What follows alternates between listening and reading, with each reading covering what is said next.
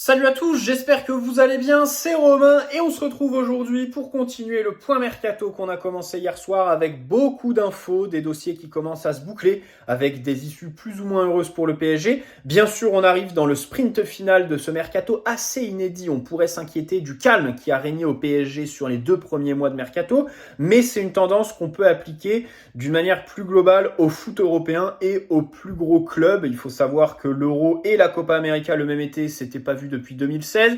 Il y a les JO aussi qui se sont insérés dans certains dossiers comme Désiré Doué, même si Olysée, qui lui a bouclé son avenir avant justement la compétition des Bleus avec Henry, semble beaucoup plus libéré sur le terrain que son compère rennais qui attend encore de savoir où est-ce qu'il jouera. Bref, il y a aussi eu les vacances des joueurs, notamment sur Xavi Simons, parce qu'il nous disait qu'il allait prendre sa décision juste après l'Euro. Au final, il a fallu attendre la fin de ses vacances et son retour à l'entraînement, donc avec Leipzig. Je commencerai par là, puisque ça a été officialisé hier. Il y a quelques infos que j'ai retenues. Alors, hier, j'ai dit que j'étais content du format et tout ça. Je maintiens. Il n'y a qu'un seul truc que je regrette, c'est que le prêt, visiblement, n'est pas payant. On tire même pas de billets. Je pense que Leipzig prend en charge le salaire quand même, parce que c'est un joueur clé pour eux.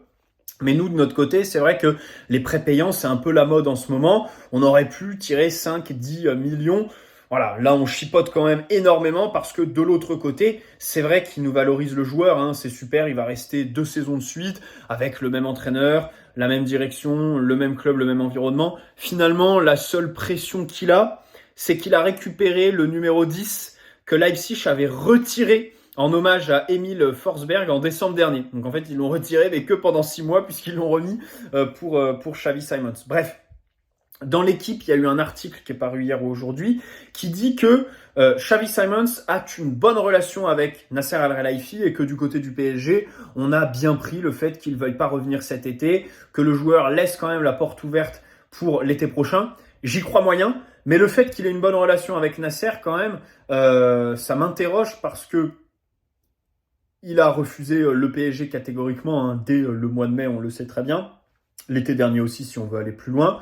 On sait pourquoi l'été dernier, il a re-signé jusqu'en 2027. C'est parce que la clause où on lui versait aussi à lui 2 millions et 4 au PSV, c'était le seul moyen de partir du club hollandais qui ne voulait pas le vendre l'été dernier.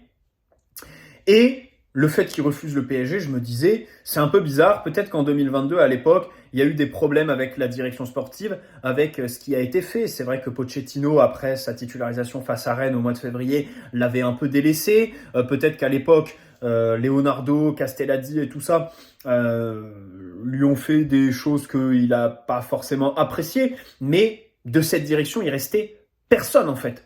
Pochettino, on a eu le temps de changer 2 fois d'entraîneur depuis. Leonardo, tout ça, c'est parti. Enfin, Castelladdi est toujours au club, mais je crois du côté de la section féminine.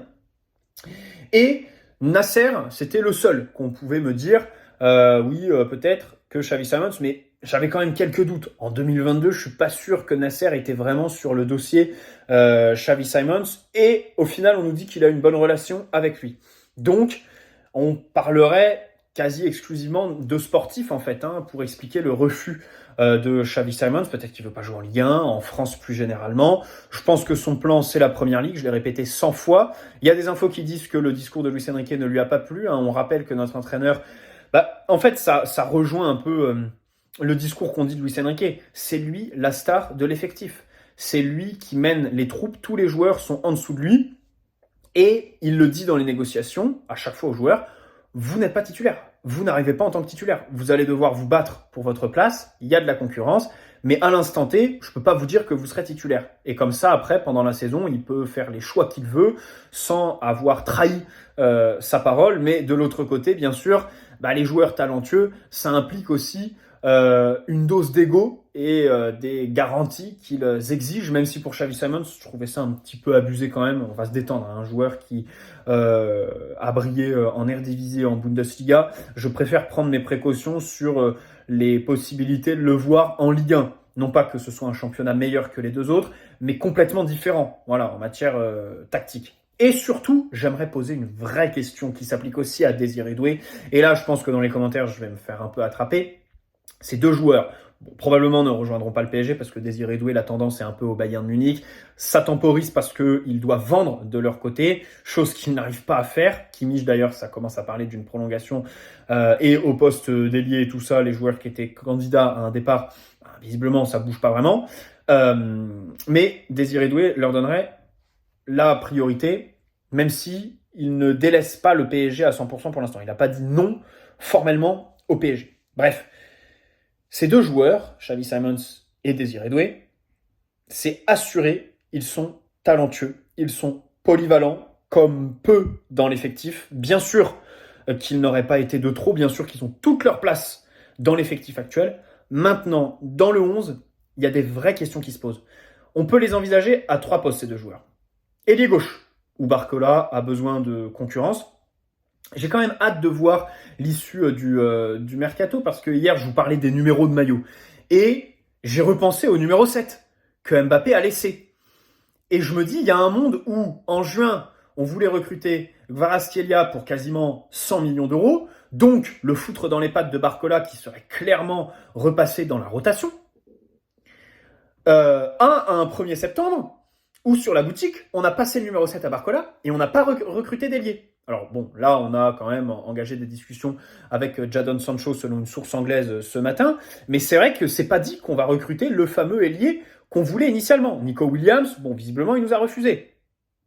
Donc c'est vrai que à ce poste-là, Barcola a besoin de concurrence, c'est assez flou pour lui, il est revenu hier à l'entraînement d'ailleurs. Ça reste un joueur avec de grosses qualités quand même. Désiré Doué, on le voit quand il joue ailier, c'est vrai que parfois c'est le genre de joueur qui a une palette tellement large qu'il veut en montrer le plus possible et il s'en mêle un petit peu les pinceaux, il se renferme. Xavi Simons au poste d'ailier, je suis pas sûr que ce soit l'idéal dans sa capacité à dribbler et porter le ballon sur 20-30 mètres après un dribble. Je le vois plus dans la densité. Le poste de relayeur gauche, je pense qu'il faut prendre en compte 2 choses. D'abord, ne pas sous-estimer Fabien Ruiz, qui, au-delà de son très bon Euro, a fait aussi une bonne seconde partie de saison et qui, je pense, dans l'esprit de Luis Enrique, part aujourd'hui en tant que titulaire. Et surtout, le rôle qui est demandé à celui qui joue à ce poste. C'est-à-dire que tu mets Désiré Doué ou Xavi Simons relayeur gauche, c'est très bien pour tes compos que tu mets sur Twitter. Mais le problème, c'est que ce poste demande un travail de compensation. Alors, des montées de Nuno Mendes, qui en plus vont faire qu'augmenter si son physique suit, parce que l'année dernière, il montait pas beaucoup. Là, normalement, s'il monte en puissance et qu'il se blesse pas, il devrait encore plus monter. Barcola et tout ça. Sur certaines phases, le relayeur gauche au PSG est défenseur central gauche. Désiré Doué et Xavi Simons, des joueurs talentueux, les reléguer à un rôle comme ça, où ils dépendent beaucoup de leurs partenaires, je suis pas sûr que ce soit l'idéal. Et ensuite, faux numéro 9. Faux numéro 9, c'est vrai. Là-dessus, je donne un avantage à Xavi Simons. C'est vrai que Xavi Simons, je regrette parce que je le voyais vraiment dans ce rôle-là. Tu vois, quand je nous vois louper Julian Alvarez, je me dis punaise, mais en fait, Xavi Simons aurait pu t'éviter les 95 millions que balance l'Atlético, hein, parce que Alvarez, c'est quand même 95 millions. Vous me direz, nous, on les a mis sur Colomani. Mais c'est vrai qu'au poste de faux numéro 9, Xavi, ses capacités de finition dans le dernier tiers à être assez instinctif.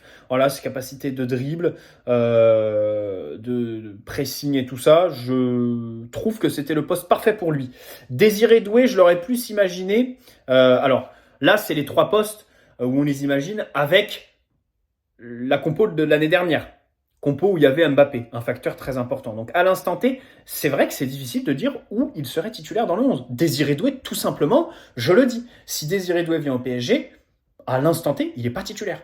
Xavi, je pense qu'en faux numéro 9, il s'installe rapidement. Voilà. Parce qu'il sait faire contrôle passe et donc il fracasse Gonzalo Ramos et Colomani.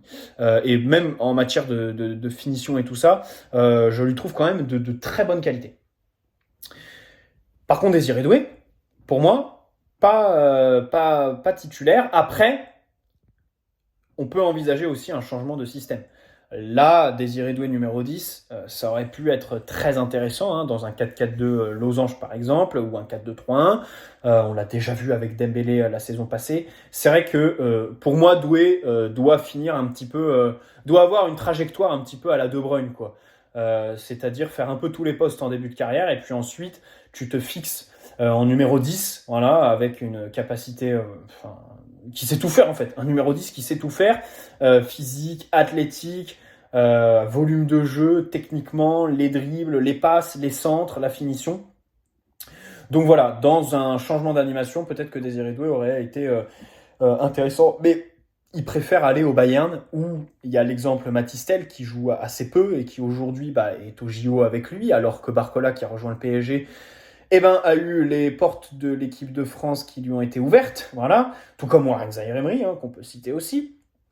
Au Bayern, dans sa zone, il y a Olysée, il y a Moussiala, il y a les ailiers, si tu l'imagines, Leroy Sané, Kingsley Coman, Gnabry, Harry Kane au poste de numéro 9, Matistel aussi, du coup. Donc c'est vrai que c'est très fourni, il y a énormément de concurrence. Et puis surtout, le Bayern, moi je me projette sur l'année prochaine. Ils disent qu'ils veulent faire Florian Wirtz déjà. Alors, bon, quand je les vois s'activer sur Désiré Doué et Xavi Simons, déjà je me disais, ça veut dire que Wirtz ne leur est pas promis. Je pense qu'il va aller au Real Madrid, lui, et que le Bayern en a bien conscience. Là, ils font filtrer que c'est leur objectif numéro 1 l'été prochain. Mais je pense que de leur côté, ils savent que ça va être très compliqué et que du coup, dès cet été, ils se sont repliés sur Xavi Simons, sur Désiré Doué, mais dans tous les cas aussi l'été prochain, ils vont probablement revenir sur Xavi Simons. Ou du moins, s'ils ne changent pas de directeur sportif. Eberl, bien évidemment, qui était directeur sportif à Leipzig, qui l'a fait venir là-bas. Donc c'est vrai qu'il va dans un club où il va y avoir de la concurrence, c'est le moins qu'on puisse dire. Et puis 60 millions pour Désiré Doué, c'est vrai que ça reste énorme. Bon là, j'essaye quand même de vous trouver des circonstances atténuantes parce que l'issue est négative.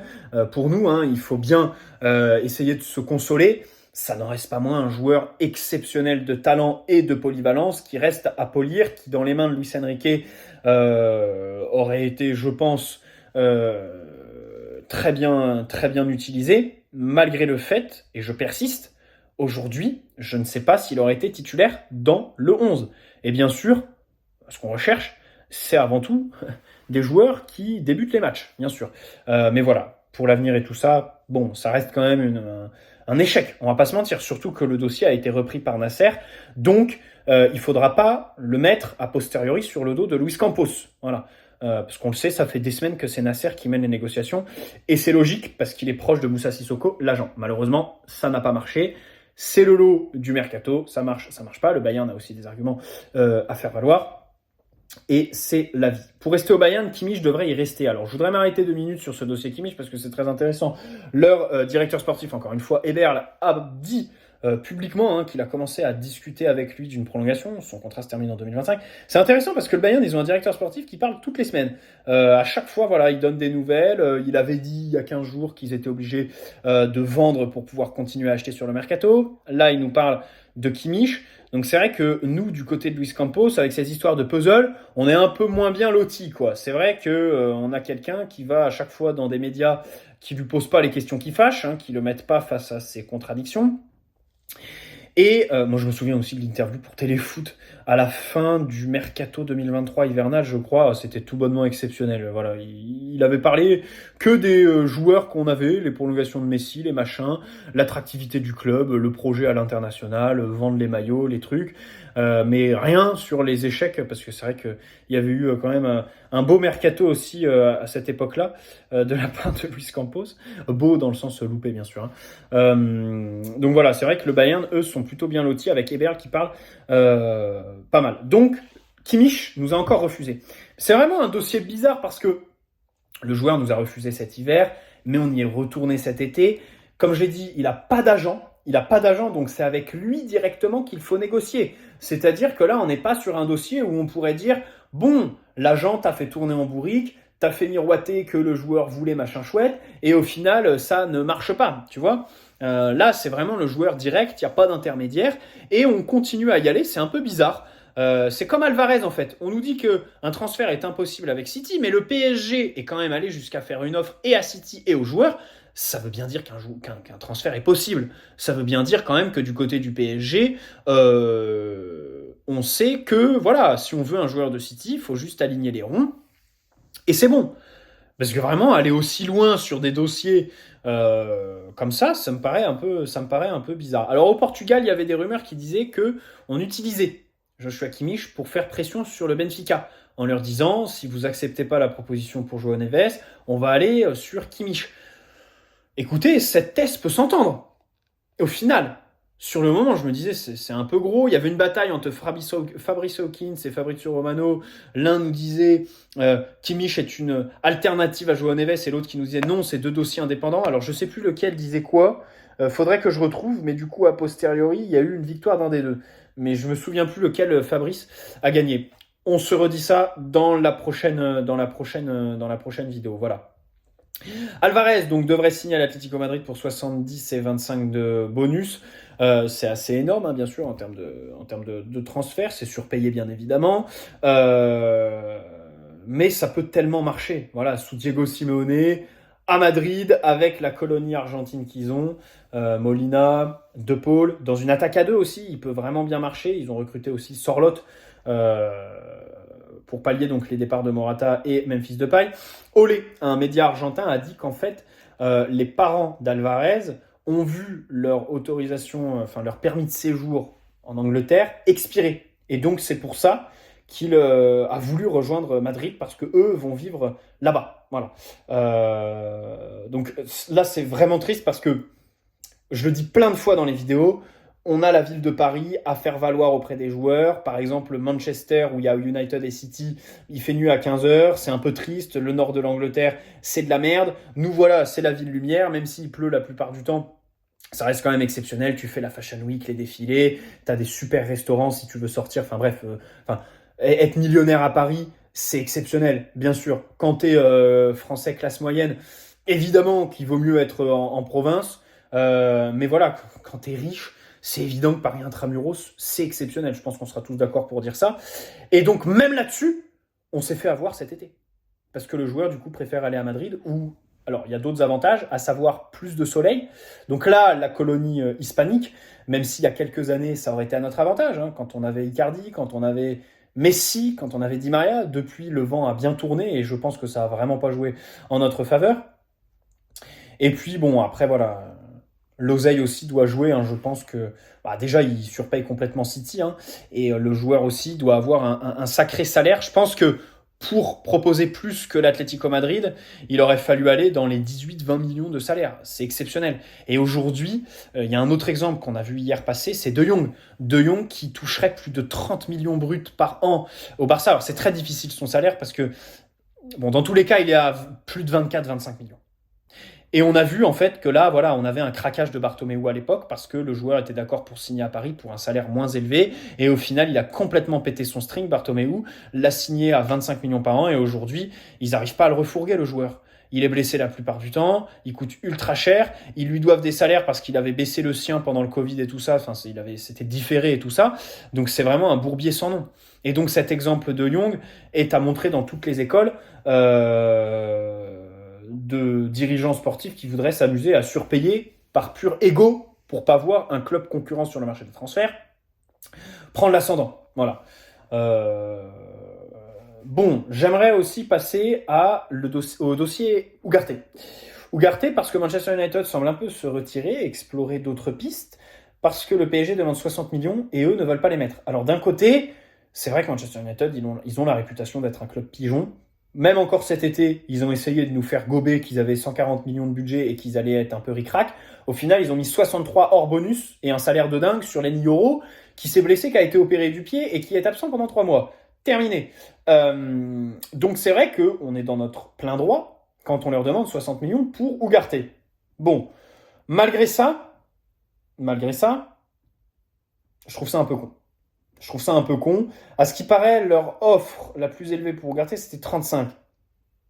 On sait que pour se retrouver dans nos comptes, avec l'amortissement et tout ça, il faut 47-48 millions. Je pense qu'on aurait pu se mettre d'accord sur 12 millions en plus en base fixe. Le reste, tu le mets en bonus. Ça monte à 50-55 avec bonus. Je pense que ça aurait été quand même plutôt possible si tu étais un peu plus flexible. Alors peut-être qu'on le sera plus au fil de l'été, parce que du côté du PSG, on nous dit qu'on est très tranquille parce qu'il y a d'autres clubs qui s'intéressent à Ugarte. On sait qu'il y a eu le Bayern, mais depuis, ils ont recruté Palinha. Mais visiblement, il y a encore d'autres clubs. Donc, je ne sais pas qui, sur le marché, va être OK pour mettre 60 millions sur l'Uruguayen, qui est quand même en échec au PSG. C'est une situation d'échec, on ne va pas se mentir. Mais j'espère qu'on va le faire partir cet été. Parce que cette saison, moi, je veux bien le garder. C'est un joueur que j'aime bien. C'est vrai que c'est un profil plutôt intéressant dans l'effectif, mais Luis Enrique n'en veut pas. Le met sur le banc, et s'il reste, il va que se dévaloriser. Alors que là, tu as l'occasion quand même, en Première Ligue, de le refourguer. Manchester United, un des clubs les plus dépensiers du monde, et je suis vraiment pas sûr que l'année prochaine, tu auras une occasion pareille pour refourguer Ugarte. Ça peut vite se dévaloriser. Et donc, c'est vrai que j'aurais été beaucoup plus souple, parce qu'en plus, la Première Ligue, je suis pas sûr que ce soit un championnat top pour lui. D'ailleurs, je comprends pas trop l'intérêt de United. Là, tu avais vraiment l'occasion de les pigeonner. Même à 45 millions, tu les pigeonnes.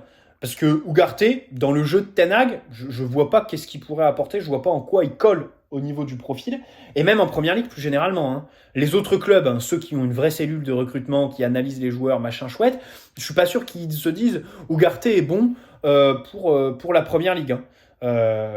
J'en suis vraiment pas certain. L'intensité, alors vous me direz, le problème c'est qu'il y a une fausse idée d'Ugarte, qui est un joueur qui aime le duel, qui est un joueur très intense et qui du coup en Première Ligue s'éclaterait.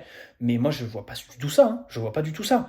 C'est un joueur d'abord qui est relativement petit, qui n'en impose pas. On l'a vu dans les airs, il n'a pas réglé notre problème. C'est un joueur qui est pas très large, qui est pas très physique. Et dès qu'il a un milieu un peu destructeur face à lui, je cite tout le temps les exemples de Joe Ellington, Bruno Guimaraes quand on a affronté Newcastle. Emre Can quand on a affronté Dortmund, ou Ruben Loftus-Cheek bien sûr au retour face à Milan. Mais tous ces milieux en fait, c'est ce qu'il aura à voir en Première Ligue. Et je suis quasiment certain qu'Ugarte prendrait l'eau. Donc vraiment, c'est pour ça, United, j'étais très content. J'étais très content qu'il soit sur lui. Je suis pas sûr qu'il y ait beaucoup d'autres clubs en Première Ligue qui se lancent sur un profil pareil. Bon, donc j'espère qu'au final, on va le faire parce que s'il reste, il y a Moscardo qui est là à son poste, il y a João Neves qui vient de signer. Ça sent quand même assez mauvais pour lui. J'aimerais terminer la vidéo avec un petit point sur le retour des internationaux portugais et français. Donc on va pas se mentir, hein, le gros de l'effectif. Hier, lundi 5 août. Et donc demain, mercredi 7, on va jouer notre première amicale, enfin, face à Sturm Graz en Autriche, avec, je pense, un 11. Alors j'ai essayé d'imaginer un 11, mais c'est compliqué. Dans les buts, Safonov. Je pense qu'il sera préféré à Donnarumma. Il y a eu des échos plutôt positifs sur ses premiers entraînements, Safonov. Visiblement, il a plutôt surpris dans le bon sens du terme. Zag à droite. Alors, il a eu pas de chance parce qu'il a eu le paludisme. Donc, ça l'a écarté des terrains pendant 10 jours là, sur la préparation.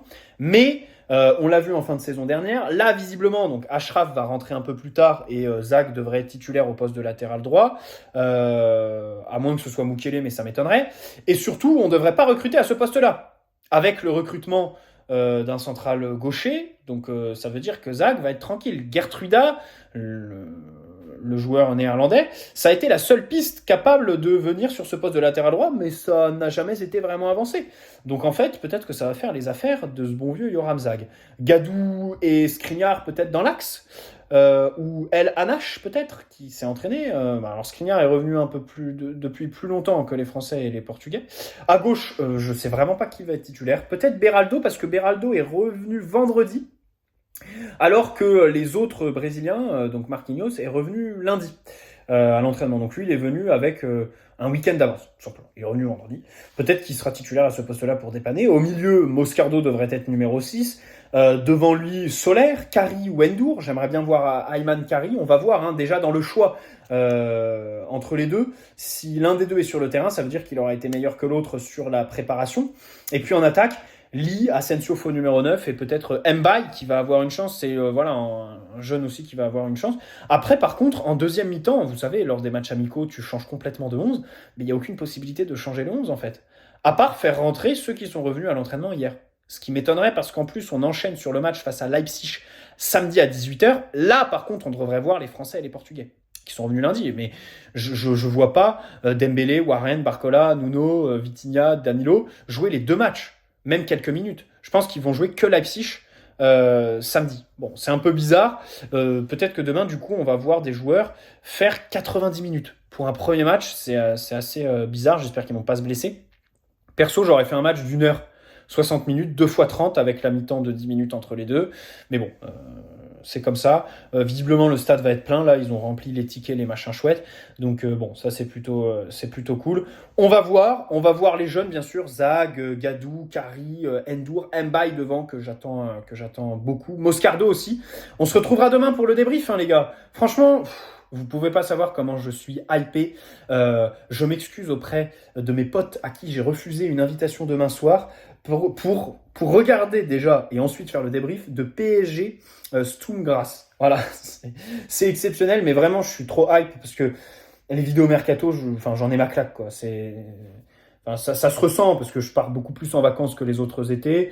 Et puis voilà, c'est vrai que les rumeurs, c'est pas ouf, c'est les mêmes dossiers tout le temps, ça dure un mois. Là, c'était vraiment pas du tout un mercato tripant.